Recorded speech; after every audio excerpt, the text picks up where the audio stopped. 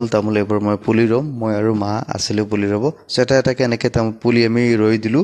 সেইটো কি হয় পুলি ৰুবলৈ হ'লে জাষ্ট আপুনি ৰুলেই হ'ল কোনো প্ৰব্লেম নাই জাষ্ট খালি ভালকৈ চিজিল কৰি লাইন বাই লাইন দিলেই হ'ল দি কিনে মাটি দি ঢাকি দিলে হৈ গ'ল আৰু চ'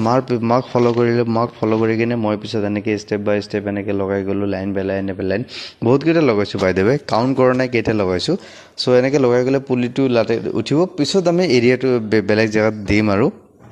চ' তামোলৰ এইটো পাৰ হৈ গ'ল দিনটো আমি 3টা 4টালৈকে কৰিলোঁ কৰাৰ পিছত কেইটামান মাটিৰ বস্তু ওলাইছিলে দেখিছে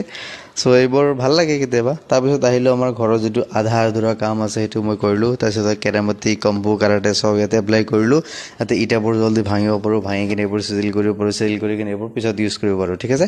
চ' এইবোৰ ইউজ কৰি কিনে তাৰপিছত আমি যাম এতিয়া অলপ মোৰ কুৰালি যিটো কুলহাৰী আমি বুলি কওঁ কুৰাইল চ' সেইটো দি কিনে অলপ